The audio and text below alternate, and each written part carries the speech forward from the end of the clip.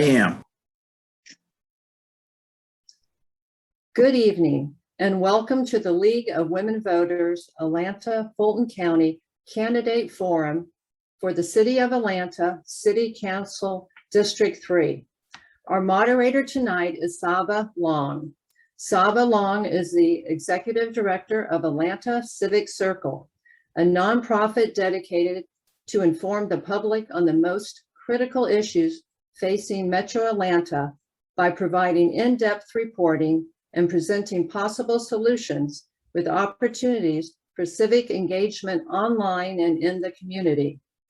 With more than a decade of experience, she has provided communications expertise to numerous political campaigns and ballot initiatives. She has counseled tech startups and served as a liaison for a White House advocacy panel on infrastructure and cybersecurity. Saba has led public relations and communications for nearly every major transit referenda in Metro Atlanta since 2010, bringing transit back to Clayton County and expanding service in the city of Atlanta. Now, in her role as a consultant to the agency, Saba provides strategic communications, public engagement, and project management expertise for MARTA's capital program. Saba is a board member of and helped found the MARTA Army, a citizen-led initiative to improve the transit ridership experience.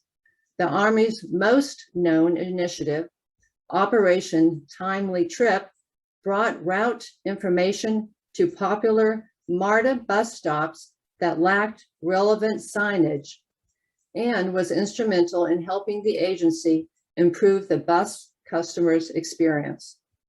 Other MARTA Army projects include the Year of the Bus Initiative and Feed an Operator, a volunteer-driven program to provide fresh meals to furloughed transit workers and frontline MARTA employees. Saba also served on the boards of the Atlanta Bicycle Coalition, PEDS, and the Atlanta chapter of Young Professionals in Transportation. I'll hand it over to you, Saba. Thank you, Kathy. Candidates, thank you all for joining us this evening for this forum. For those watching, we appreciate you tuning in. There's a lot that you could be doing on a weekend evening, and we're glad that you decided to join us today. Candidates, before we begin, I'd like to remind you all that you have 1 minute for your introduction, 1 minute to answer questions, and then a 1 minute close. As a reminder, this is not a debate, so please do not behave in such a manner that I have to ask you to not say something that is disparaging against your opponent. We will start with opening statements. All candidates who qualified were invited to participate. There is one candidate who's not yet here. When they come on, I will add them into the conversation. So first, candidates in alphabetical order, please take 1 minute to introduce yourself and share why you are offering yourself up for public service in District 3. In alphabetical order, we will start with Byron Amos, who will be followed by Erica Estrada, Brandon Graham, Keona Jones, and Elijah Porter. Byron. Thank you. Good evening, everyone. I am Byron Amos, candidate for the Atlanta City Council District 3. Just want to take a short second to say thank you to the League of Women Voters for giving us this opportunity. You know, this race is simple. It's about leadership, getting the council, district, and the city back on track. I have the wisdom and the knowledge and the experience that it takes to do that from day one. Being the only elected official that is running, that has the experience of working with colleagues to move things forward, I would like to bring that information and that school of knowledge that I learned from the school board over to the Atlanta City Council. Born and raised, still live in the district, has raised 3 beautiful daughters and a son in the district. So I understand firsthand the issues that we are facing, dealing with crime, dealing with the inaffordability of housing, and also dealing with workforce development and the environment. I am your person, Byron Amos, Atlanta City Council District 3. Thank you. Erica? Good evening, everyone. And I would also like to thank the League of Women Voters and everyone who has participated to bring this debate today. So I thank you for that. My name is Erica Estrada, and I'm a candidate for Atlanta City Council District 3. A little bit about me. I am a 10-year resident of District 3 and a longtime Atlantan after graduating from my beloved Albany State University. I'm also an Emory Goizueta Business School graduate. By background professionally, I'm a CPA, a consultant, a small business owner, and also a nonprofit leader. I'm involved with several nonprofits as well. And in my newest role, I'm a mother. I'm running for this seat because we need energetic, hands-on, and compassionate leaders who are willing to bring the right stakeholders to the table to bring change. So based on my background, I am the right candidate for this position. And again, my name is Erica Estrada. Thank you. Thank you. Brandon? Yes, good evening. Thank the League of Women Voters for hosting this and corralling around the table to provide this opportunity. My name is Brandon Graham. I'm the candidate for Atlanta City Council District 3. I'm a native of District 3 from the Harvard Homes community. I have been ingrained to uplift those that are in need within our community, yet protecting those legacies. My background, I'm a Frederick Douglass High School graduate, received my BA from Columbia College, Chicago, former educator within Atlanta Public Schools. And so in terms of the work that I've been doing to uplift and turn the needle has been spoken toward helping senior citizens within our area, alongside providing COVID-19 relief, even as this year, in a total of $10,000. I'm a full-time business owner and the only candidate that knows what it means to cultivate and corral around the table to provide opportunities for others. Thank you. Thank you. Kiana? Kiana, you're on mute. Thank you, League of Women Voters, for this opportunity. My name is Kiana, and I'm uniquely qualified for this position. Leadership is action, not just a position. I, as MPU chair, am the only candidate that brought 600 affordable housing units to our housing stock. I'm the only candidate that partnered with our Zone 1 commander to bring tag readers, cameras, and speed bumps to our neighborhood. As president of my neighborhood, I activated a Friends of the Park group for a 70-year-old park and the surrounding neighborhoods, because our parks have to be maintained and improved. In addition to my achievements, I'm the only candidate that received a certificate from the Georgia Academy of Economic Development in 2019 that ensures businesses will grow and develop and remain healthy and sustainable. Thank you. Thank you. Elijah? Good evening. My name is Elijah Benjamin Porter II. Thank you to the League of Women Voters, as well as the American Civil Liberties Union of Georgia. The reason why I'm the best candidate is because I am the bridge between the history and the future of our prosperous district. Specifically, I believe that the strength of our district resides solely in the collective power of our community members, that there is power in both the numbers and dedication to social change. For it was Charles Hamilton Houston that said that you're either a social engineer or a parasite on society. I am a social engineer. I see the change that we can make together, and I recognize that communal empowerment requires each one of us to invest in a vision that we can truly make our community what we want it to be, a reflection of our rich history and our radiant future. And I believe that our moment of reclamation is here, and I'm the leader to take us on forward for the charge. Together we will, and I look forward to a great discussion as we discuss more. Thank you. Thank you, candidates. Now we will move into the question phase. The first batch of questions are a mix of infrastructure, housing, and city services. The first question: poor infrastructure continues to be a major problem throughout our city, although some council districts are faring a bit better than others. The mayor has just proposed a $700 million funding package to address those infrastructure needs over a 5-year period. So let us know, what do you see that needs to be the priority funding in District 3? And for this question, we'll go in reverse alphabetical order and start with Elijah Porter. Thank you so much for the question. What's important in District 3, underlying the crime issue, is opportunity. Often we hear so much about crime being a critical issue in our district, but the overarching investment of the resources must go to opportunity. What's important to note is that within our district, as compared to others, the average median income is under 36,000. So what this means is that economic opportunity is intrinsically tied to the lack of access to opportunity, as well as poverty in resources and development. So it is my proposition that the resources in terms of allocating tax dollars should be dedicated to youth development programs, apprenticeship programs, where we connect the Atlanta public school system with the local business owners in the community, where these students can see how they can contribute in whatever capacity they see fit, as well as developing more future of work skills centered around technology by being allies with Microsoft and other tech giants in the world as well. Thank you. Your time is up, Mr. Porter. I just want to reemphasize what the question was. This is around infrastructure. So again, the mayor has proposed a $700 million funding package to address infrastructure needs over a 5-year period. What infrastructure needs do you want to see funded in District 3? As in reverse alphabetical order, next will be Kiona, followed by Brandon, Erica, and then Byron. Thank you for the question. There's already a infrastructure plan on the table, and with this $700 million, I think that that's great because our streets, our sidewalks, and lighting, I won't say deplorable, but in certain certain areas of the city or district, in my district, I'll say that it's a real big need. We have a lot of potholes. Even in front of my house today, there's a sinkhole that's been here since I moved here.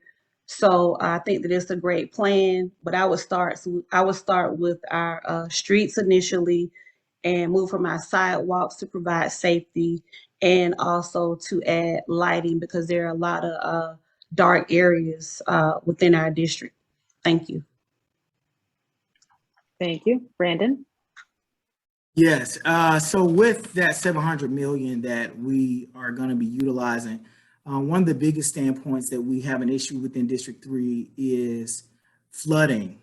We know that there was strategic planning that took place within Cook Park, but yet again, we know that the southern end of Joseph B. Boone sits below sea level, alongside a lot of the residents within Dixie Hills, alongside Harvard Homes community, have been dealing and reveling with flooding. So that means we have to look at our sewage system, have to look at water runoffs, look at innovative other ideas that we can invest in to decrease those incidences.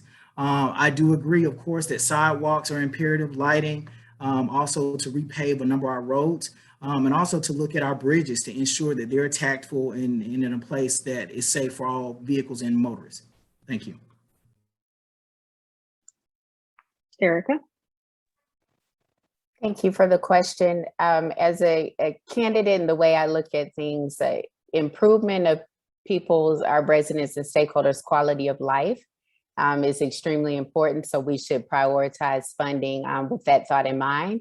So with that, as has already been mentioned, when I look at District 3, we have areas of our district that don't have sidewalks. And to me, in looking at infrastructure, we need to look at equity as a part of this. So making sure that we have sidewalks in all areas, the proper lighting to keep our families, including children, seniors, et cetera, safe as they're walking, addressing potholes in our city. So when I look at District 3 in particular, I'm looking at things from a quality of life standpoint, and those areas are most important to give funding to, in my opinion. And Byron.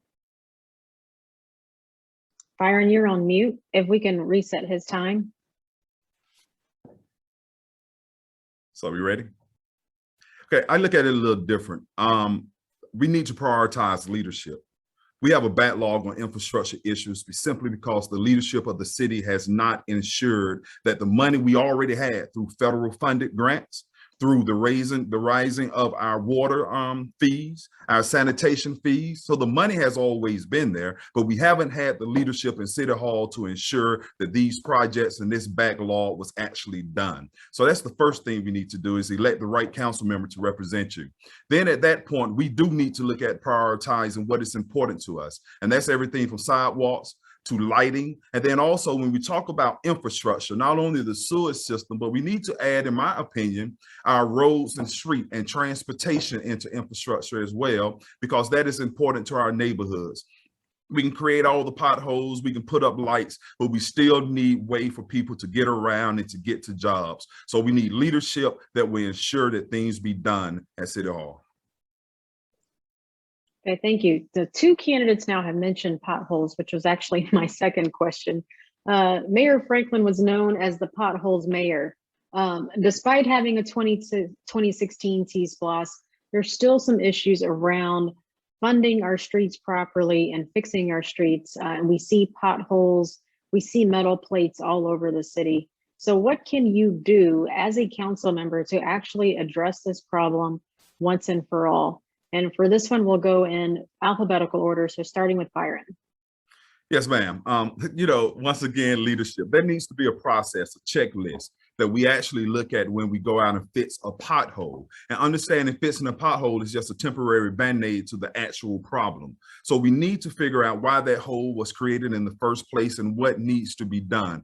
Now, I'm not a public works person, but putting asphalt or putting concrete, what would it take to solve this problem for good? And then sometimes we have metal plates on the roads because, such as District 3, some of our roads are city roads and some of us state highways. So there needs to be a better coordination between Georgia Department of Transportation and the Atlanta Department of Transportation to ensure that our citizens are being served. So once again, leadership and having that process in place to ensure that all of the boxes are checked off and just not a few things to appease a few people in the neighborhood, but to ensure that our streets are safe.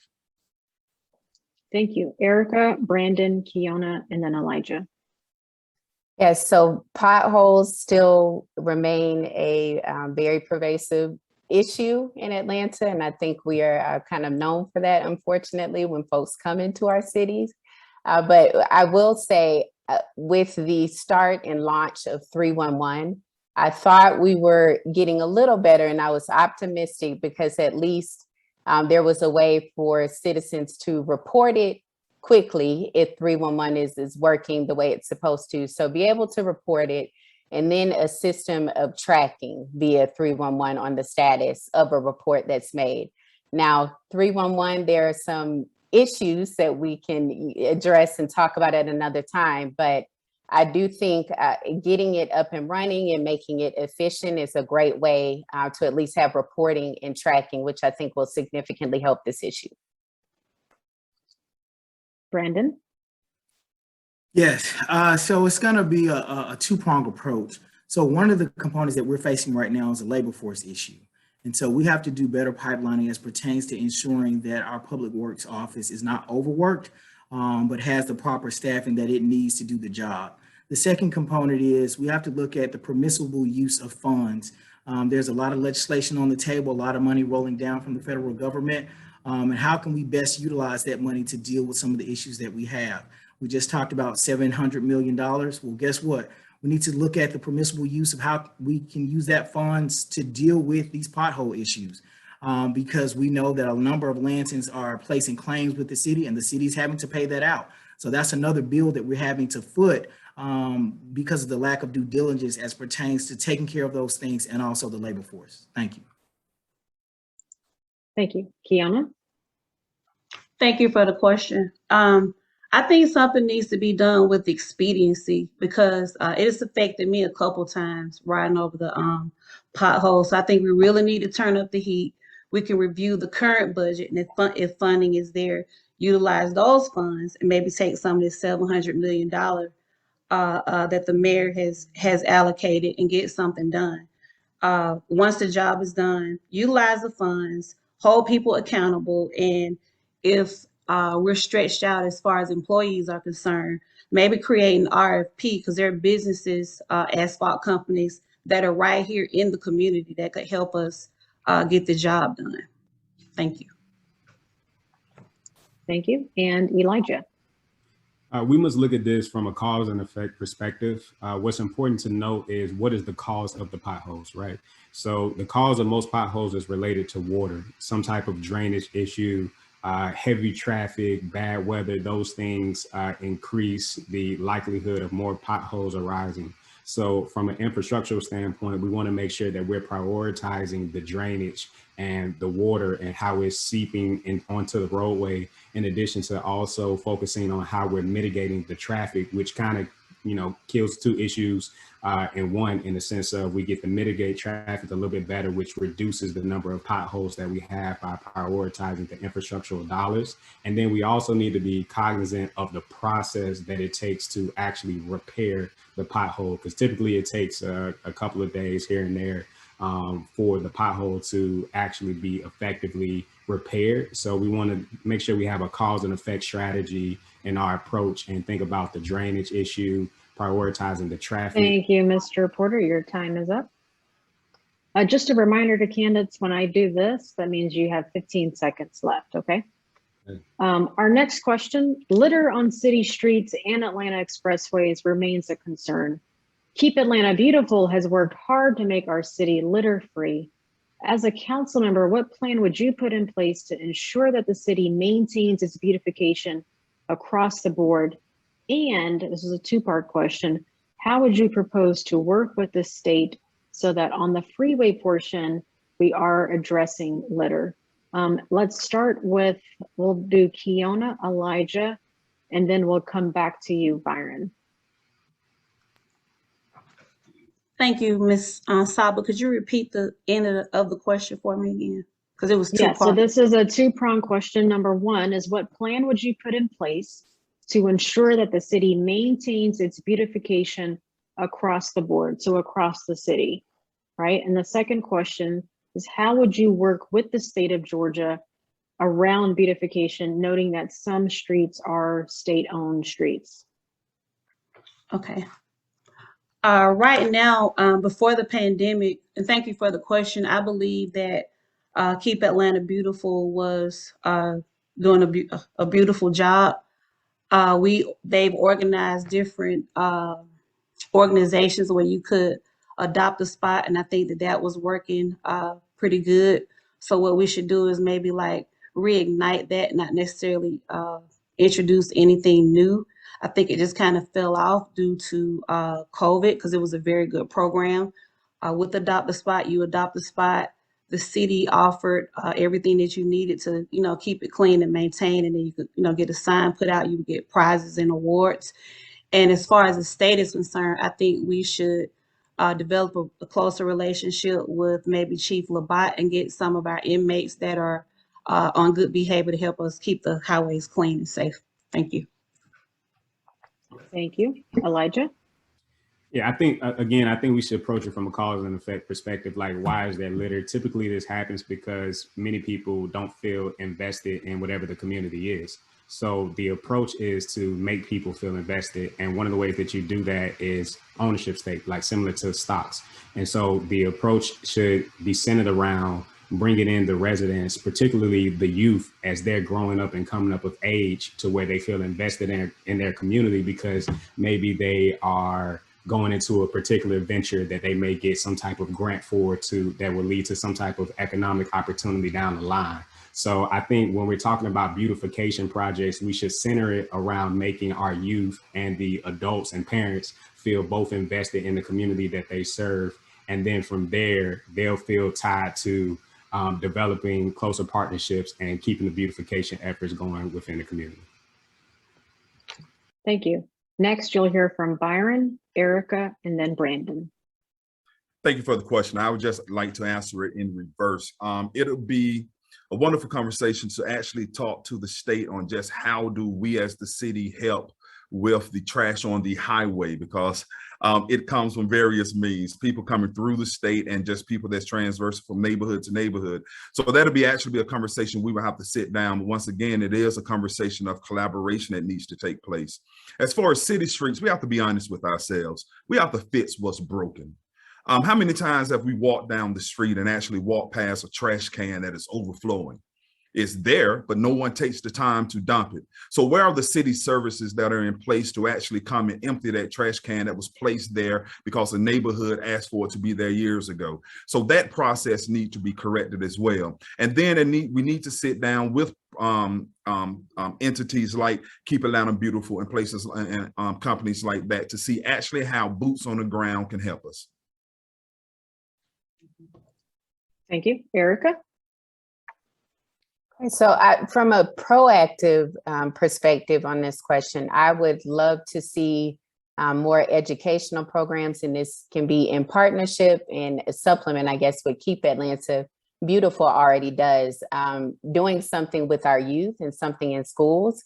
I was just thinking through this issue because I was at the beautiful Cook Park, which I am several days a week, and I'm already seeing, you know, tons of trash and litter. And so I'm very saddened by it. So from a proactive perspective, I think we can do more education in our communities, especially with young people, regarding the prevention of litter and why we shouldn't do it and why we should be vested in our communities. Reactive, just a better understanding from the city around scheduled cleanings and what we should be expecting, and what we should hold the city accountable for when it comes to cleaning and keeping our communities clean on a regular schedule. Thank you. Thank you. And Brandon? Yes. So as it pertains to how we keep Atlanta beautiful, it's going to be from a 360 approach. So we know that a number of our trash cans are overflowing. They're overflowing because we don't have the labor force to ensure that those are picked up on the proper timelines. The second standpoint is that throughout District 3, in comparison to a number of more wealthier neighborhoods, we don't have a whole lot of trash cans. And so our neighbors are leaving convenience stores where they're leaving from, and they're finishing whatever they're about to eat and they're throwing it down. So number one, we have to make sure that they have more receptacle options throughout our communities. The other component does speak toward education. The Keep Atlanta Beautiful promotion has to connect with Atlanta Public Schools to ensure that our students are being engaged. Even for us creating Keeping Atlanta a Beautiful Day, that's something that we can brand throughout the city to ensure that Atlantans are being more active and engaged. Thank you. Our next question, this is the last one in this series, and we'll go to another topic later. District 2 Councilman Amir Faruqi, who's running for re-election and is unopposed, has introduced 3 pieces of legislation which seek to densify residential areas within a quarter-mile of transit stops. And ideally, the effort behind this is to boost affordability. Are you in support of this legislation? Why or why not? And the order for this will go Brandon, Erica, and then Byron. Brandon, you're on mute. If y'all can restart your time. Okay, great. Thank you. And so I'll say from the overall perspective, I would support this legislation because we do know that we need more transient opportunities for housing within our district in particular. Like no other district, we have the most train stops within District 3. And with that, we know that we have a lot of low income neighbors that are utilizing public transit to be able to get to work, et cetera. And so with that, however, we have to look at what is earmarked, the other guidelines and specifics toward this legislation, and how it will affect those that are in the community also to mitigate displacement. Thank you. Thank you. Erica? So this is a complex one. We are a growing city. We're growing very quickly. We have to accommodate that growth. We also have to be inclusive, so inequitable, but especially the accommodation of growth and inclusivity needs to be considered as we are considering these ordinances and projects. But when it comes to, so I'm generally in support because we have a problem and we need to urgently work towards fixing it. I would like to see more community engagement as this progresses, especially around the single family home communities that makes Atlanta part of what it is. But we have an issue, we need to address it, but we need to work hand in hand with our neighbors to make sure they're included in these solutions and they understand how it's going to impact their neighborhoods and quality of life. Thank you. Thank you. Byron? You know, Saba, you actually answered the question perfectly for me.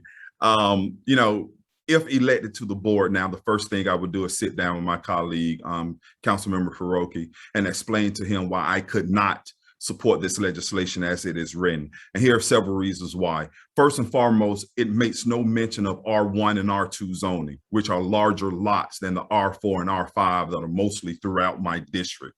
So it feels as if you're targeting certain neighborhoods. And yes, I use the word targeting because you also put in the legislation neighborhoods around transit locations. So once again, when you're talking about District 3 that has Vine City, Westlake, Ashby Street, and Hightower, transit stations that you're talking about rezoning to bring about density, especially when we have historic neighborhoods of people who have bought houses to live in single family neighborhoods. And last but not least, to talk about this zoning would bring about affordability, I think is a stretch because they will bill and still charge what they want to. Thank you. Next, we'll hear on this question from Elijah, followed by Kiona. The question of transit-oriented development and whether or not I support this bill, it first starts with this question. Is the community in support of it? Because we're advocates of them. And by and large, by talking to hundreds of residents, many of them believe that when people use the term affordability, it's a very relative, flexible term that is not directly reflected of the actual affordability of the residents that are in the area. So one of the first things that must be addressed within the bill is ensuring that affordability reflects the quote unquote less than 30,000 per capita income in the Vine City area. And a lot of times it just doesn't. And so then people can't even afford to even be in these residences. Next, when we're talking about the expansion and planning for people to be here, we should also be thinking about the people that are already here. We have legacy residents that have been here for decades, some up to like 90, going on 100 plus years. And we should think about how their voices matter and how their houses and how they would like to characterize the nature of their neighborhood is important rather than just simply acquiescing simply because it sounds like it would be great. Thank you, Elijah. Your time is up. Next, we'll hear from Kiona. All right. Thank you for this question. The question was, would I support the TLDs? Yes, I'm in full support of the transit-oriented developments because the train stations, they're just here and there's land there. So why not use it? Because on a daily basis, individuals within the neighborhood are being displaced, at least 2 to 3 per week in my neighborhood. I think we should move forward. I think we don't have time to waste. The population is going to double by 2040. And if you read the feasibility study, it says that the TLDs would allow housing for individuals making $42,000 or less, which is the low to moderate income area. So yes, I am in favor, but I do think we need to educate the community, educate. I can't say it enough. Educate and involve all of our communities. Thank you. Thank you. Candidates, we'll go to our next section of questions. This is around public safety, which we all know is a hot topic in this election. We've heard repeatedly that the Atlanta Police Department is understaffed and has a shortage of officers. However, what's not often talked about is that the Atlanta Fire and Rescue Department is also understaffed and has a shortage of firefighters. So as a council member, what can you do to help bring the fire department up to full capacity? And for this, let's start with Kiona, followed by Elijah. Thank you for the question. I think the first thing we should do is partner with our schools and re-implement our fire cadet program. We had it years ago. I'm not sure when it ended, but it was a very good program where we introduced the fire program to our, I believe, seniors. They didn't necessarily have to go to college because everybody's not college material. They may not want to go to college. They may want to get a job. So implementing our fire cadet program in our school systems would be a great way, and also hosting some job fairs around the city and connecting with the NPUs and with other grassroots organizations to get the word out to say, hey guys, we're hiring, we're running short, we need employees. So thank you. Thank you. Elijah? Yeah, once again, from the cause and effect perspective, we should definitely invest in our youth. We should ensure that there is some form of a partnership and collaboration and guidance on how to get into this particular field, and then emphasize the importance and its contribution to the public good as a whole, and then train up, whether in the form of apprenticeship programs or internships, the youth, so that the workforce over the next 5 or 10 years will drastically be improved. And things won't be so backlogged in terms of the number of people that will be likely to participate. And I also think that it's important in terms of the fire department, making sure that we have the resources allocated with the tax dollars to increase the funding and the training for more people in that field. Thank you. Thank you. Next, let's hear from Erica. Thank you.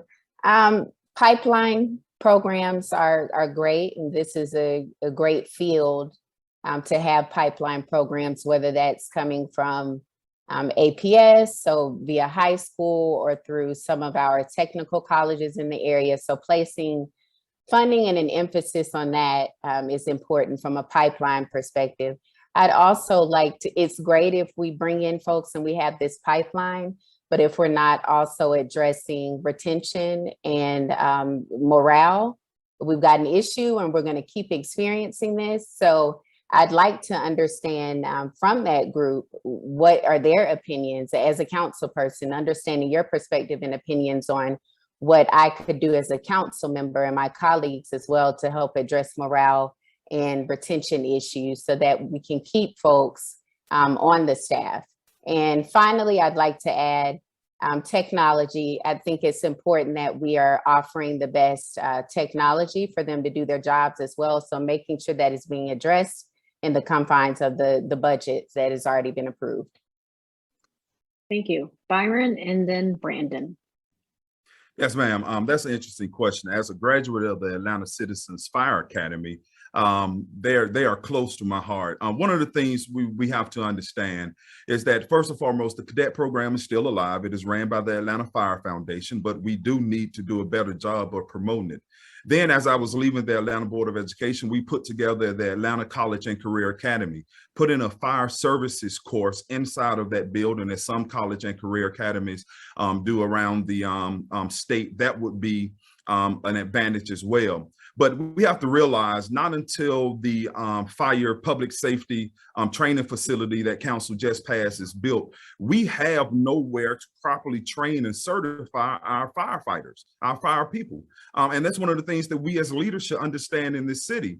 One of the things, if we're not able to properly certify our fire people, and then we drop services on apparatus as far as the number of people on them, then insurance companies began to look at the insurance rates of the city because they feel as if we're not properly able to protect the structures that our fire people are trained to do so. So properly being able to train them and actually creating a pipeline is what is needed. Thank you. And Brandon? Yes. So in light of the recent events, as it pertains to law enforcement, we know we have to do a lot of rebranding as a city. The second component is in my conversation with Chief Smith over fire and alongside Major Kelly, the former director of the police academy, we have to implement a first responders pipeline program in partnership with the Atlanta Public Schools to organically increase the number of firefighters and police officers that we have. We do that by implementing a certification pathway through the CTAE office for all of our high schools alongside our middle schools. We have to begin cultivating that imagery for our young people, very young, of the possibility of what they could be. From there, Atlanta Fire is able to start hiring those young people at the age of 18. The police force will be able to take some of those people in, give them a job, and then once they turn 21, allowing them to join the academy. That's how we can increase our forces. Thank you. Thank you. Our next question. What are the specific public safety concerns in your district? And again, please be specific possible.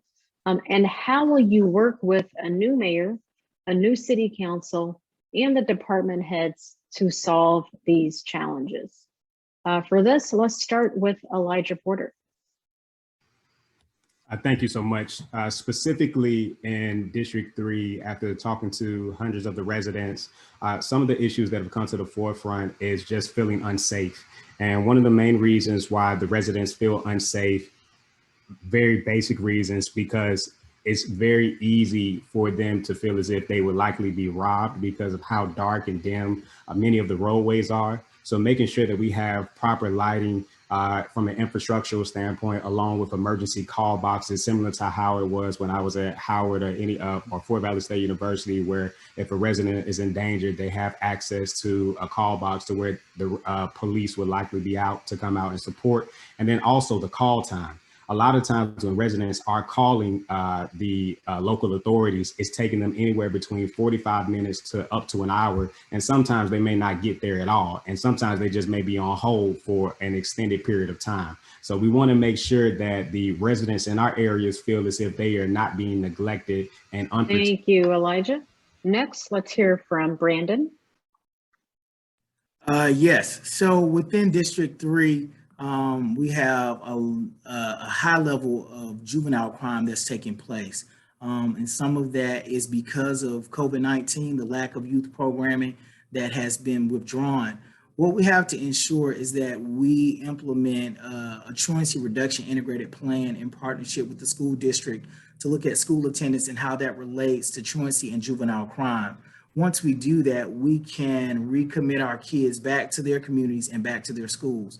The second component of that is also ensuring that we have cameras within specific areas of where we know we have high frequency areas of crime so that the police have better monitoring opportunities, also to increase the lighting in said areas, but also making sure that within our parks that we have proper lighting and cameras so that people feel safe to be able to corral. Thank you. Thank you. Byron? Ms. Long, if you would, could you repeat the second part of the question? Yes, the second part of the question is how will you work with a new mayor, a city council, and the department heads to solve the problem? And the first part of the question was, what are the specific public safety concerns that you are hearing in District 3? Okay, thank you. Just the general sense of feeling unsafe. We have crime that is pretty much rampant throughout the district. People that know each other, people that don't know each other, juvenile crime. So it's no specific thing that we can point to than just the general feeling of feeling unsafe. There's also crime of opportunities in other parts of the district as well. But there are a couple of things that we can do immediately. Some of people have already talked about the additional lighting. But first and foremost, and it's a tough subject, but having more officers on the street. When you walk your neighborhood and you don't see any sign of law enforcement, that is an issue. But also we can begin to work with the people that are on the ground, the social services programs, the neighborhood-based organizations that can begin to do, as we say, catch the problem upstream before it becomes a serious problem. But cameras and tag readers and things of that nature, the whole gamut need to be implemented to make the district feel safe. Thank you. Kiona, and then we'll end with Erica. Thank you, Saba, for the question. As far as this is concerned, majority of the violence in our neighborhood is committed by, or throughout the district, is committed by individuals that know each other. We need to start equipping our individuals with conflict resolution, either via our schools, teaming it with our nonprofits, our faith-based organization, stakeholders, the small businesses, big businesses, so that we can get back to learning how to resolve conflict. We can't arrest our way out of this situation. Do I believe in policing? Yes, I do. I don't want to over police. I don't want to militarize the police, but I believe that our police need services with training with de-escalation, maybe some mental health support, coping skills, but overall, providing those wraparound services and support services and reaching out to other organizations within the community to help us resolve our safety issue. In addition to that. Thank you. Your time is up. Next, Erica. So top concerns that I am hearing from residents, and as a resident myself, I've heard several people comment on the lack of police presence. That does have it doesn't solve all the public safety issues at all, but it does have a way of preventing some crimes and at least making folks feel more safe. So I definitely hear that very often, but I'd also say lighting and camera placement, which has been said by my other colleagues here as well. Those are extremely important that we address and tackle and work together as a city to make sure we have the proper funding and the right placement, not only within our district, but the city as a whole. In terms of working with colleagues, the way I look at everything regarding this is if you take care of one district or one area of Atlanta, you're taking care of our entire city. So we need to work together as such and look at things such as community policing and violence prevention programs at the ground level that are already happening by communities in our city Thank already. you. Thanks. Thank you. Our next round of questions is around leadership and your record of service. So candidates, we've heard you talk about your platform. Folks can go on your websites and see exactly what you are campaigning on. But let's talk about and share with us, what have you already done in District 3 and how are you working, or how have you worked with leaders in Atlanta over the past period of time, 4 years, 5 years, however long you've been in the district, to improve upon your agenda or to address your agenda that you're running on? And let's start with Brandon Graham. Brandon, you're on mute. Okay, here we go. Thank you. So in terms of my background, initially, of course, I started as an educator within Atlanta Public Schools. And so one of the major things that I was able to work on was the YBI program, which is the Youth Business Institute in partnership with TJX. That program provided real-time jobs and scholarship opportunities for a number of our youth that were living in lower income neighborhoods. We were at a standpoint where we were losing that program that spends over $300,000 a year. Myself and school board members at the time were able to meet, corral around the table with the superintendent at that time to keep that program, to cultivate another resolution to keep that opportunity. Alongside that, founding Creating Our Atlanta, which is a nonprofit in terms of community service. Last Thanksgiving, we fed about 300 seniors at Friendship Silvertree, alongside the other facility on Donald Lee Hollowell. And so I've been committed to serve in a number of different forms and fashions. Thank you. Thank you. Next, let's hear from Kiona. Thank you for the question. I've been working tirelessly day and night since moving back into this district in 2017. I started out as president of my neighborhood association. I went to basically one meeting and I have not stopped. I think I've only missed one meeting since 2017. I worked tirelessly as NPU chair and vice chair, as working as president of my Friends of the Park group, because our parks have to be maintained and improved. I've had book fairs for our students in the community, health fairs, voter registration drives, you name it, I pretty much done it. I'm president of the, vice president of the Northwest Business Association, because as you know, our business, our neighborhood, our district is moving and thriving, and we want to be able to attract healthy and sustainable businesses. And I've also we work every Thursday delivering food to families with the Fountain of Hope program. And I partner with the Greater Baldwin. Okay, sorry. Thank you. Sorry, I did not give you a 15-second notice. Sorry about that. No problem. Next, let's hear from Erica Estrada. Yes, so I look at this in a few ways. So my involvement, I'll talk specifically to District 3 and then as a whole with the city of Atlanta, which often intersects with District 3.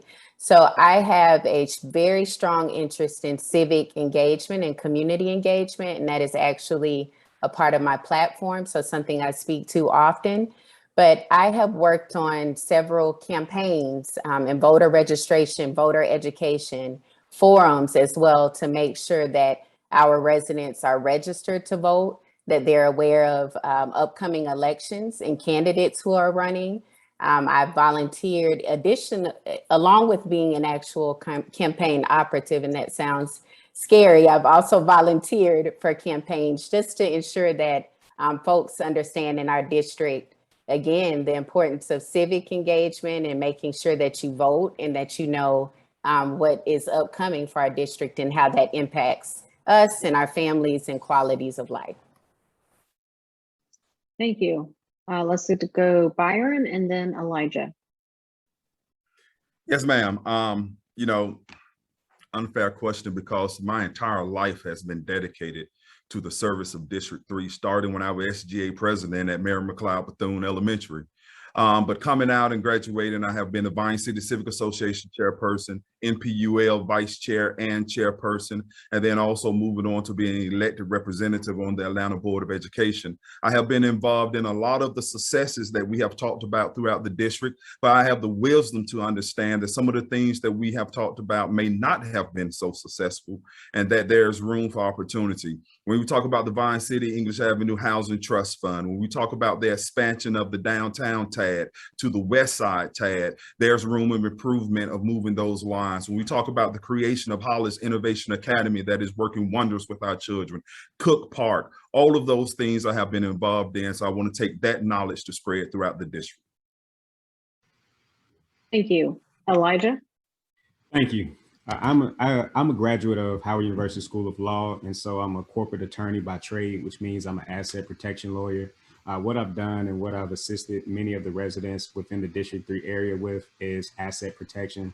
Specifically, what I've noticed, similar to my great-grandfather, there have been a lot of issues centered around how to develop a business. So I've helped several residents walk them through the steps on how to develop your LLC and scale and structure it accordingly, in addition to also helping with the transition of will and probate. Which is a big issue because a lot of times these are legacy residents and then they pass on the property within their family. And for whatever reason, there's not proper documentation and things can get lost. So I've helped with the transfer of wealth with some of the residents as well. And I've also assisted Commissioner Khadijah in advocating for the construction of rehabilitation programs and a new county high-tech jail for Atlanta, with one that doesn't breach the 8th Amendment violations like the Rice County Jail in Atlanta currently. Thank you. Thank you. Thank you. And I believe I've asked everyone this question, correct? Before we go to the next one. Okay. Just before we go to the next one, for those watching in the audience, if you have a question that you would like the candidates to answer, please use the Q&A function. If you have a question, just put that in the chat in the Q&A function. And for our next question, as a council member, you will have to get support from at least 7 of your colleagues in order to get legislation passed that you might be introducing. So help us understand a little bit about who you are. What is your approach to the legislative process? I understand some of you all are first-time candidates, so this might be something that you'll be figuring out on the job. However, how will you approach the legislative process, and how will you get your council colleagues to buy in to your legislative agenda? For this, let's go in alphabetical order. So we'll start with Byron Amos, followed by Erica Estrada. Thank you. You know, you giving up family secrets, but it's a conversation. Plain and simple. It's a conversation between 2 colleagues that ultimately want the same thing, and that is a better city of Atlanta. So what we do is we sit down and understand the things that are on the table. But I would challenge all of my colleagues to, if we solve the problems in District 3, we can use that solution as a roadmap or a template to solve any problem in this city. So why not get it done in District 3? It's almost deserving of the people that have been here, that have lived for so long, that we actually began to deliver quality services to the residents of the district. So it's a conversation of sitting down and seeing what that person wants and what the needs are his or her district, and solving them, helping them to solve them as we solve the issues that our residents have in the district as well. Thank you. Erica, and then Brandon. And this question speaks to why we need a very collaborative leader. So in addition to being energetic, independent minded as well, we need someone who is able to collaborate.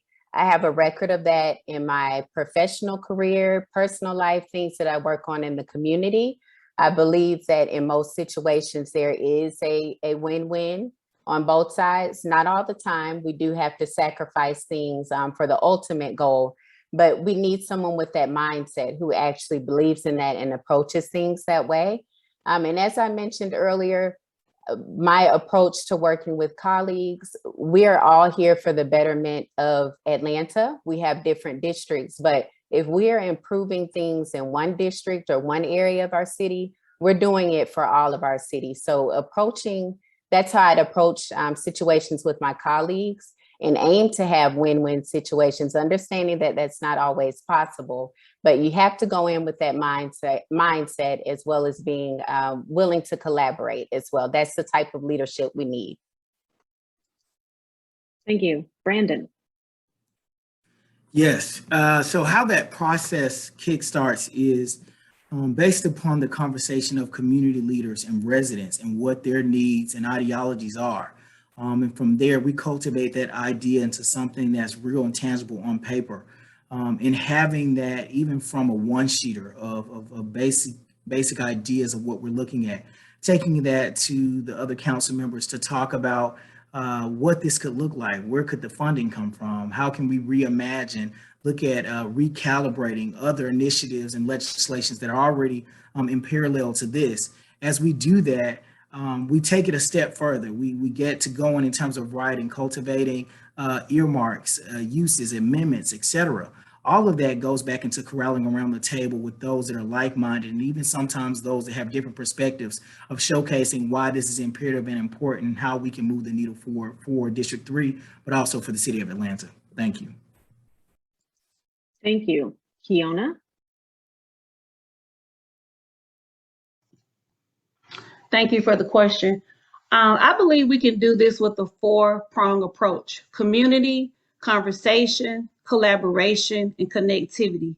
I've been neighboring well and bringing good leaders together for the past 4 years. And I know that this work, you can't do it by yourself. It takes everyone with all hands on deck. It'll take the communities, the MPUs, the stakeholders, business organizations, grassroots organization, our faith leaders, the school system, and the city. And I believe together we can do it. Thank you. Thank you. Elijah. 3 C's: collaboration, cooperation, and collective engagement. I think with an approach focused on how we can collaborate and build with the new people that have come on board, because there are several candidates that will be completely new, and everybody from a psychological standpoint is trying to prove themselves in some capacity. So one of the first things that we must do, we must listen. We should listen to whatever it is that they're trying to accomplish. And then the second thing is we build upon it.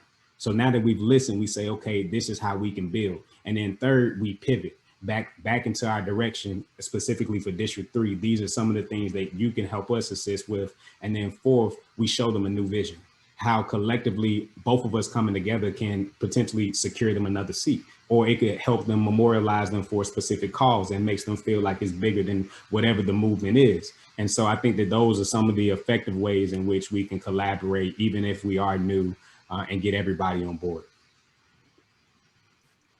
Thank you. Thank you, candidates. This concludes this portion of the forum. Next, I will turn it over to Jasmine for our Q&A with the public.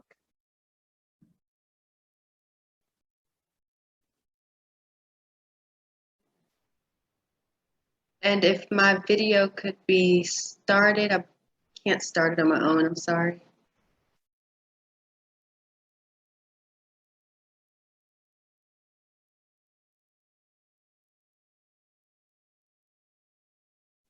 I think we need the moderator to do that, whoever is listed as moderator.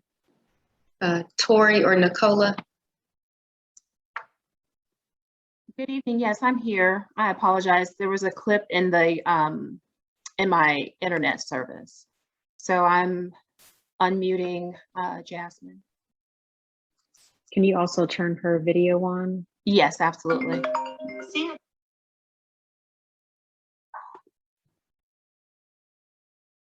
I apologize.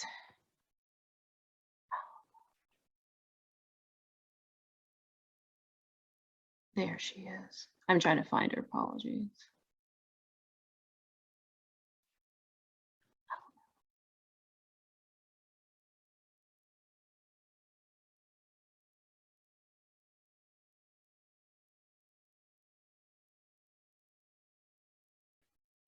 See her in my list of attendees. Oh, there she is. Got it.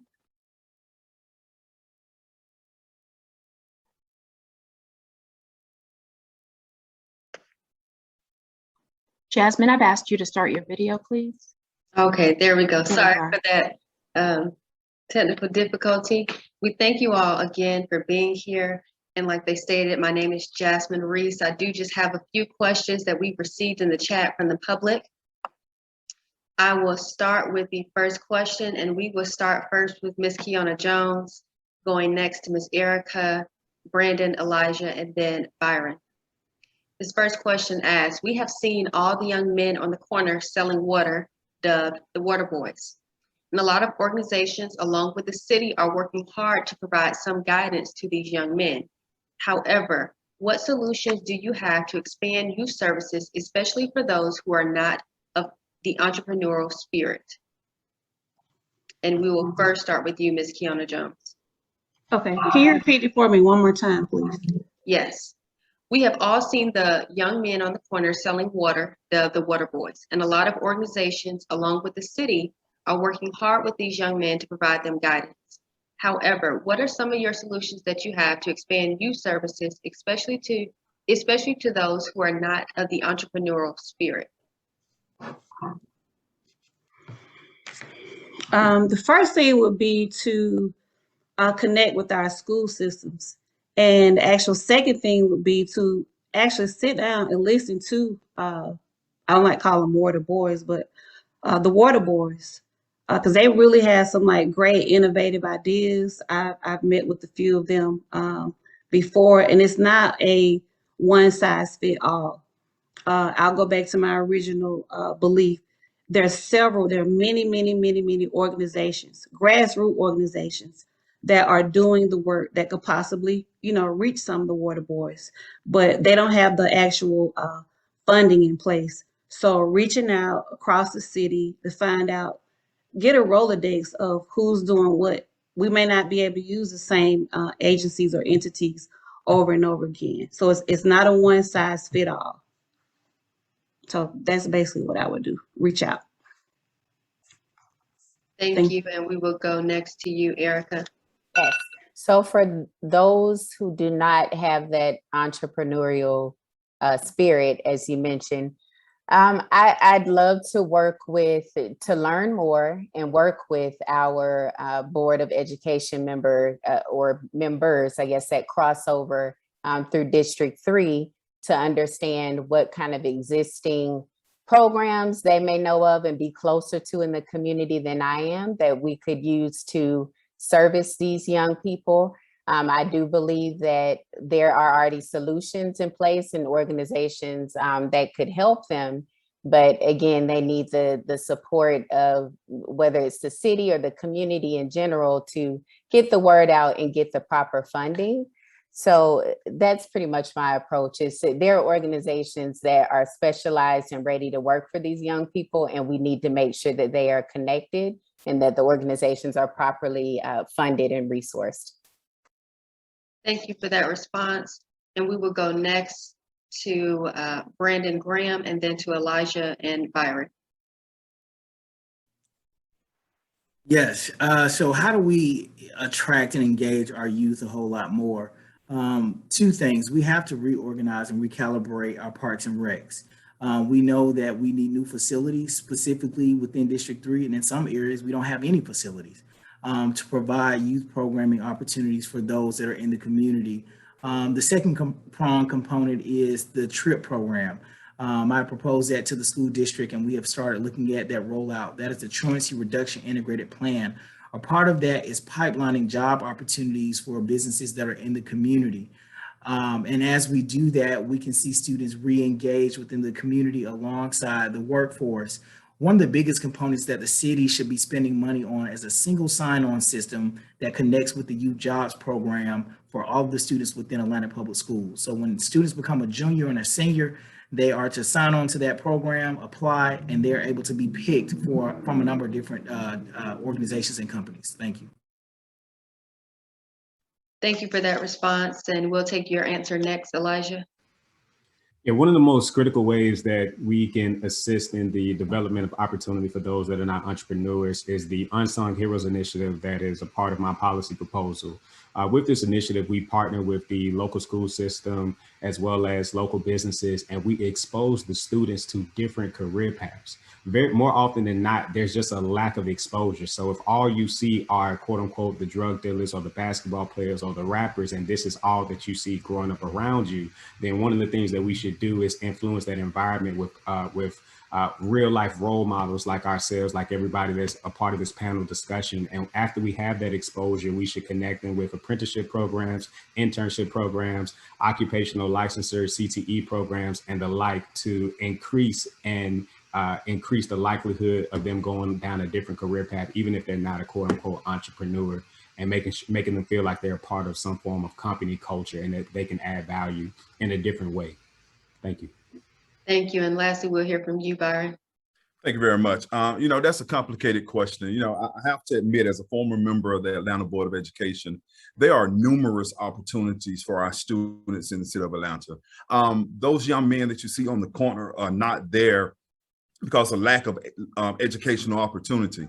But Atlanta has been a city of people falling through the cracks. We go from one extreme to the other, but the people that are in the middle are the ones we're always missing out on. So as the council member for the area, I was working with the mayor to get all of our social services people that are working with the and grassroots organizations that are working with the Water Young Men now, sit them down and work through this issue. How do we get them in school? How do we get them educated? How do we get the family money? How do we get the family housing? All of these issues, all of the problem solvers in one room, so the buck can only be passed across the table, and we get the issue solved by collaboratively working together, and the city being the lead on the subject. Thank you. Our next question comes from the public, and it states, would you support an ordinance to mandate every City of Atlanta contract allocate a percentage of jobs for that project to local residents? And we will start first with Mr. Byron, and then we will go to Brandon, Elijah, Erica, and Kiana. That's a simple yes. I will advocate as far as that, as the law will allow us to do it. It will have to probably be done in the point system, as there are points that are acquired through achieving certain goals. But that is something simple that, as the city taking care of its residents, to ensure that the people that live in our cities and our neighborhoods actually have living wages and jobs. So yes, that is a policy that I can definitely advocate for and support. Thank you for that answer. And next we will hear from Elijah and then Brandon. Absolutely, I would support and advocate for such a policy, but I want to make sure that I caution it, because I want to always be practical and make sure that I make things tangible for our people. I think that any foreigner, for example, you have corporations such as Microsoft that have come into the district and they're coming into an economically depressed opportunity zone known as quote unquote District 3. Is no reason why there aren't a certain number of jobs that have been set aside and allocated for District 3 residents and training as well. So we understand that, and I would definitely advocate for jobs and an ordinance that pushes for that. But I just always want to make sure that I caution and I make sure that I'm trying to keep it as pragmatic as possible, because we'll definitely get some resistance from that, but I would definitely push forward with it.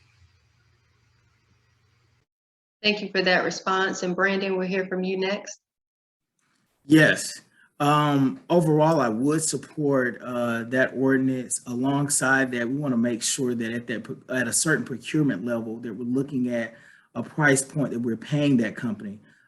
Because we know that at a certain level, a lot of companies have to have certain skilled workers. So the question mark is, where are those skilled workers, where they're being trained, et cetera. We have to do a better job at pipeline and procurement and our procurement department to our training and apprenticeship programs to ensure that those companies are aware of the talent pool that we have within the city. And so there's a breakdown of communication and collaboration as it pertains to that supply chain, and we can better that at corralling around the table, but more importantly, cultivating a single sign-on system that's readily available for companies to be able to alert and identify those within the local community that are certified for those positions. Thank you. Thank you. And next we'll hear from Kiana and then Erica. Thank you, Jasmine. Yes, I would support it. I think I would do it a little differently, maybe put it in some type of RFP process, as long as it's competitive, it's vetted, bonded, the individuals are qualified, the right skills, the right expertise.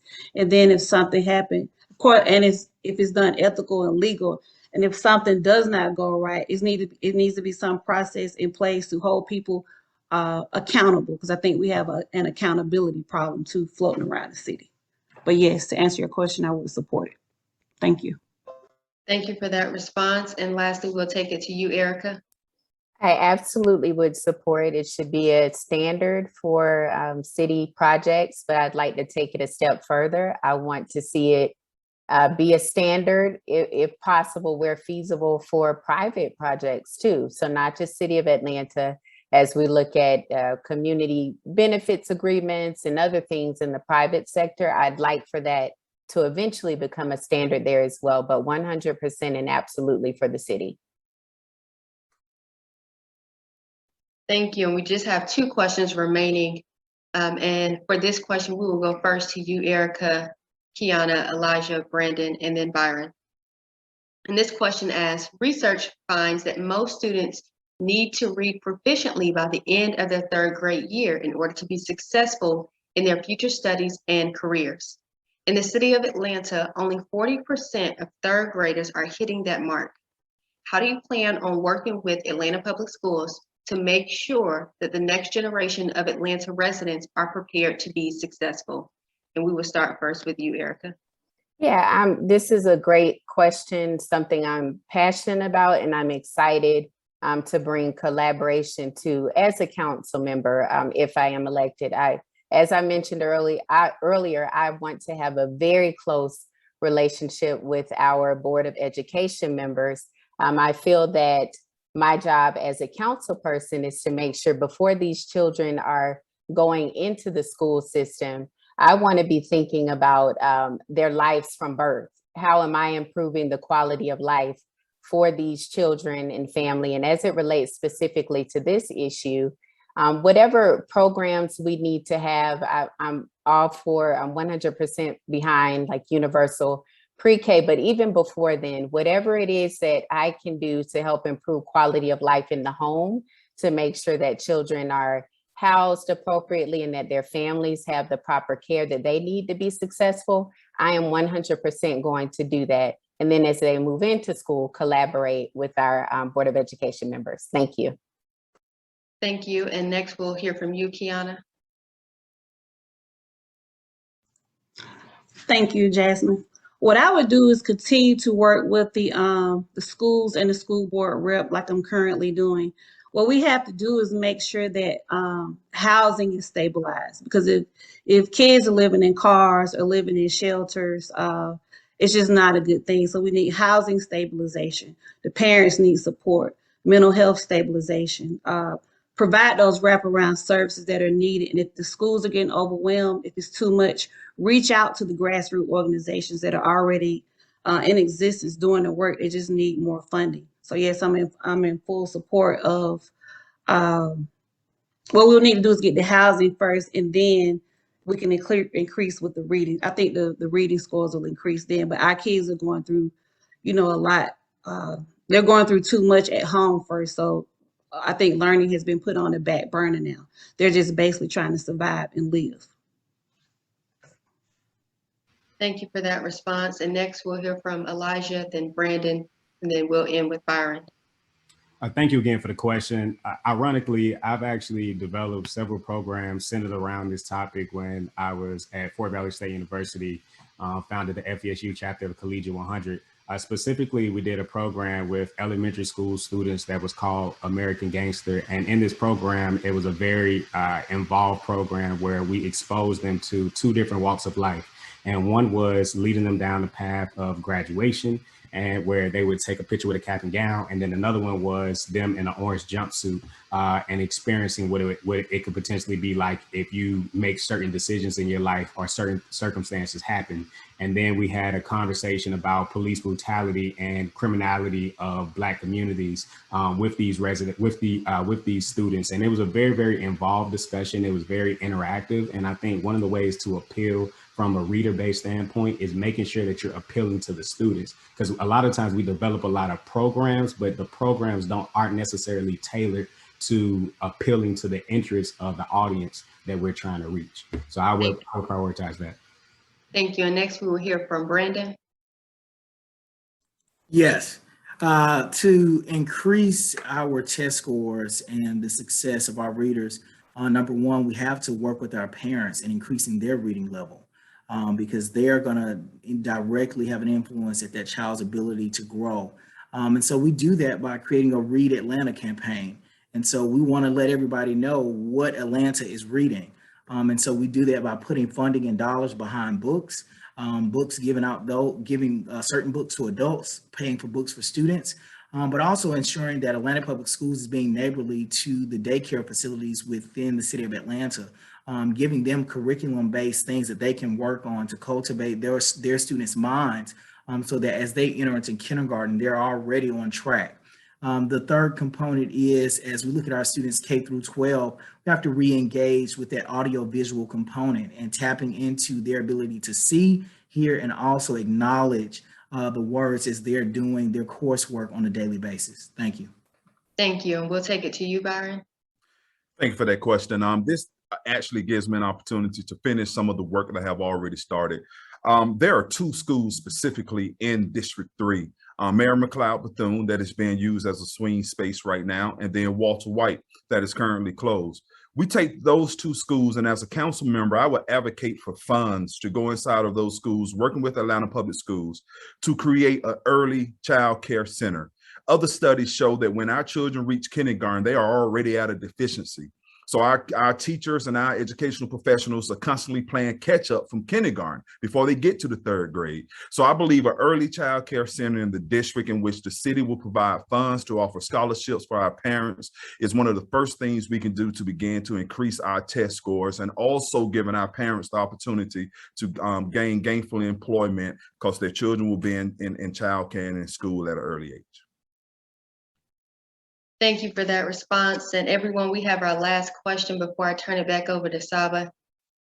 So this question, we will start first with Brandon, and we will hear from Erica, Byron, Kiana, and then Elijah. And the question asks the following. So following the deaths of George Floyd and Breonna Taylor, we heard the phrase defund the police all across America, especially here in the city of Atlanta. There are many people on both sides of the aisle, some who agree, some who don't. If you were elected, first off, what is your position on the phrase defund the police? And if you were elected, how would you address that issue? Taking it first to Brandon. Defund the police for me means that you want to remove the capable and tangible resources and funds behind the police department. However, we know that a lot of that call to action means cutting or slashing some of the police budget. I don't back that because I know that our officers need the proper funds and resources and training to do the job that they're doing. But also our officers need diversity and cultural training as pertains to a number of officers that are being transient into the city of Atlanta and don't understand the cultural richness of some of our communities and neighborhoods and how we engage as neighbors. The second component is we have to begin to moonlight behavioral health specialists at each of our zones. We do that providing our officers real-time opportunities for their mental health to be taken care of so that they're more sound and just in their protocols and directives on the job. Thank you. Thank you. And I believe I said I would take it next to Erica. Yes, that's right, Yes. Jasmine. So with that term, I think we need to be honest and clear about the intent behind that. It has when you hear the phrase, there's a negative connotation, and I get it, but I believe that many people would agree with what it's trying to get at and what it's trying to improve if you look beyond the phrase that's being used. So am I in favor of reallocating different funds and resources from the police department, I guess, to other areas such as social services and mental health? Yes, I do think, and I'm not anti-police. I want them to be fully staffed, funded, and trained. But I do think we need to be honest about what that phrase really means. And I think we would realize that many of us want more resources dedicated to social services and mental health. And on the back end, that also helps our first responders. Thank you. Thank you. And I believe next we would have Elijah and then Kiana. Once again, we should make sure we're taking a look at this from a cause and effect perspective. When somebody says defund the police, what exactly caused that and what exactly do they mean? So we're thinking about just this reinvestment in terms of dollars and resources. For our Atlanta police, it is critical that they continue to serve and that they are fully staffed and that they patrol the streets, because as many of the residents have clearly said so many times, is that they feel unsafe. And so simply having the presence of police and patrolling and ensuring that they're able to serve those areas is critical. And what's also important is that we approach this from a community policing perspective.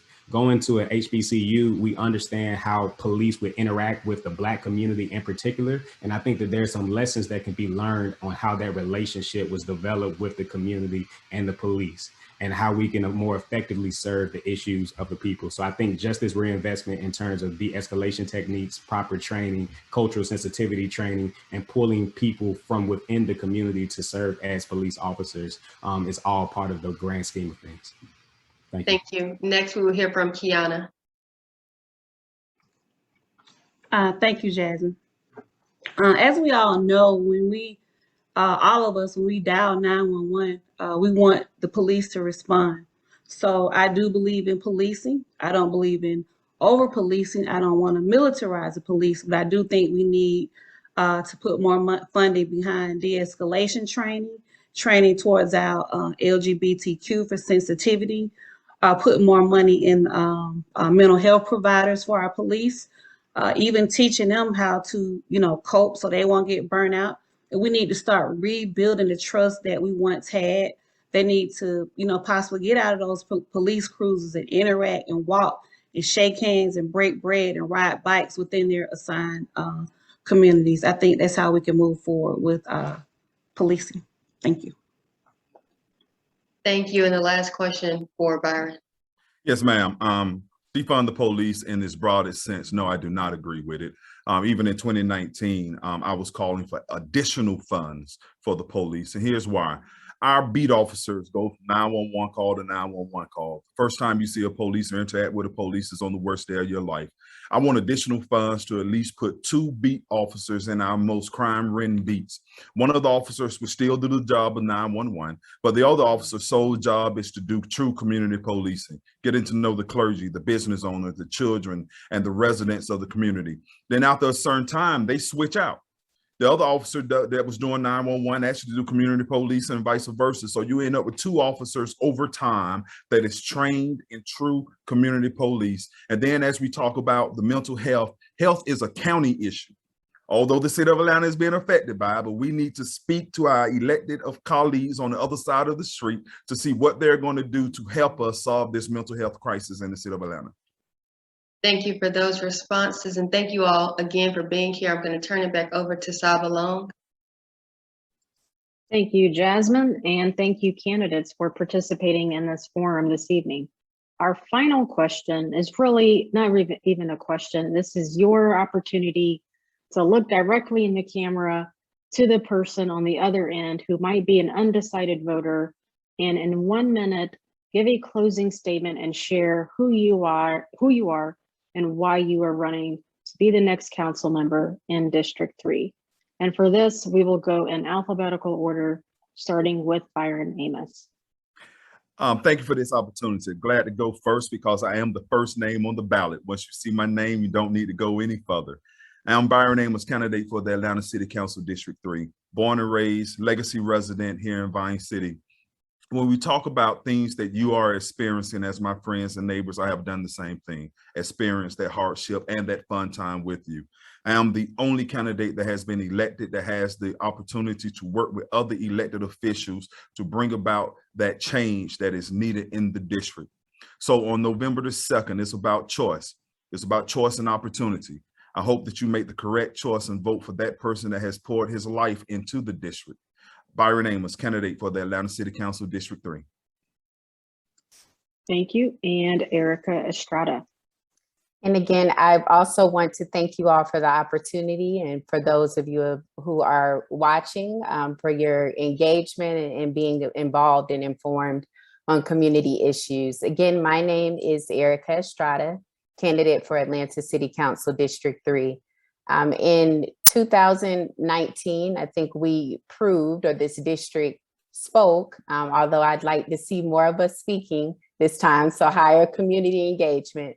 But we don't want the status quo anymore. We want leadership who's going to be boots on the ground, who's going to be with the people, who's going to be effective, look at things in a strategic way, but with a sense of urgency as well, and move things forward. I am that candidate. I have proven in my personal life, my community and business affairs as well, that I have the heart to serve people at the end of the day, and the compassion to serve people, as well as the skills that are needed to bring forth the right legislation and other services and areas to bring change to our district. So again, I'm Erica Estrada, Atlanta City Council District 3 candidate.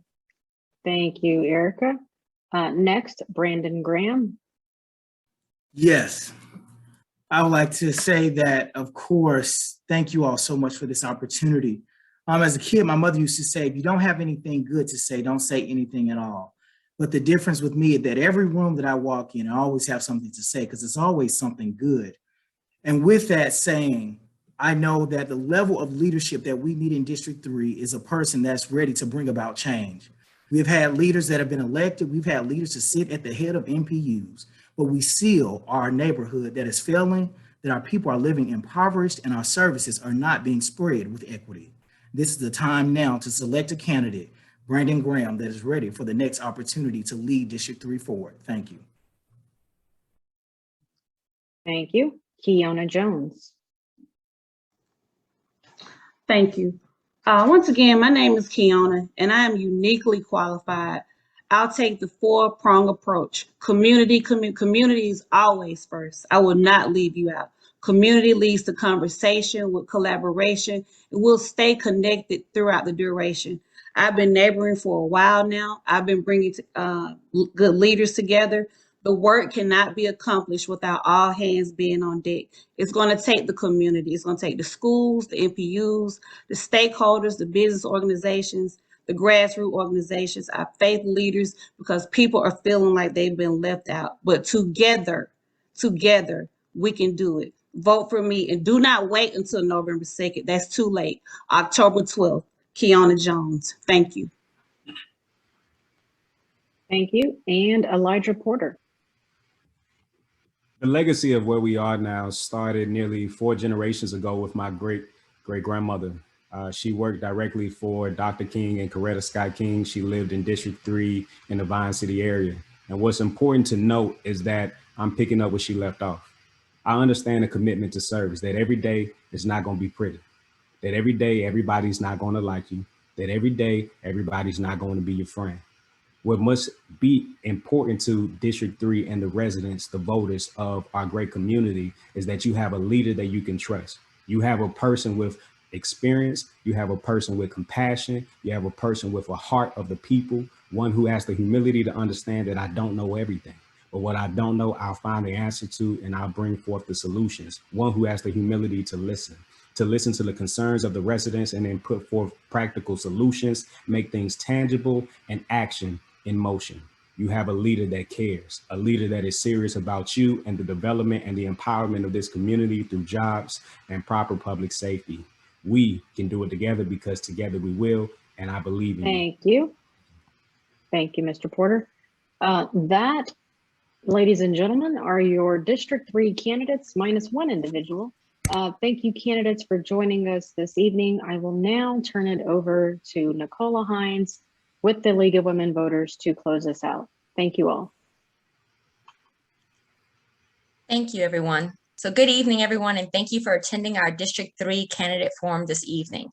I'm Nicola Hines. I'm the president for the League of Women Voters, Atlanta Fulton County. Thank you, Saba Long, for being our moderator tonight. Definitely appreciate you. Thank you to our candidates, Mr. Amos, Mr. Graham, Porter, Ms. Jones, and Ms. Estrada, for taking the time out to educate, empower, and engage our residents of the city of Atlanta, and especially District 3. Thank you to the League of Women Voters Voter Services Committee for all their hard work. I believe this is either the 8th or 9th candidate forum we've done so far. As everyone will know, in the city of Atlanta, if you're following the politics, there's only 3 uncontested seats. So we thought it was really important to make sure that all the candidates had a voice to be heard through our platform. You know, for me, voting is very important, but you know, people vote every month, we vote every year, and some people only vote every 4 years. However, participating in local elections is even more important because it starts with the change that we need within our community. Our council members, our mayors, our sheriffs, DAs, and judges should have sympathy and empathy for what you and your community needs day to day. And the only way to make that happen is if you go to the polls as an educated voter and vote. So hopefully tonight you've gotten some great information from these candidates and now can make an informed decision when you go. Overall, the League is proud to be a nonpartisan political organization. We neither support nor oppose candidates or political parties at any level of government, but always working on vital issues and concerns to the members and to the public. Once again, I want to say thank you for joining us today, and I would not be a great president if I did not solicit of joining. This goes to the candidates too, because League of Women Voters, as I stated, we're nonpartisan. That's what a lot of people love about us. We accept members from all sides of the aisle. I'm talking across the aisle, down the aisle, around the aisle. We have members all over from a political standpoint. We accept all race, gender, religion, and sex. So there's no discrimination on our organization. So we're the perfect home for everybody. So once again, if you join us, it's lwvaf.org/join. Men, I'm always looking at you guys because the word woman scares you guys to be part of an organization that says woman. So hopefully we'll see some more male members coming out through. And also we have a couple more candidate forums that are immediately happening. We have one tomorrow for our District 5 candidates. So if you know anyone in District 5, please have them tune in. We will be doing it Facebook Live along with a Zoom. And our big forum that's coming up is October 5th. We are doing a mayoral candidate forum with Emory University, Urban League of Greater Atlanta, ACLU of Georgia, and ourselves at Emory University on October 5th. 13 of the 14 candidates have confirmed their attendance there. So it's going to definitely be a lively candidate forum. So hopefully we'll see everyone there. That's all I have. Once again, thank you everyone for joining us tonight. Best of luck to our candidates. Good night and have a great weekend.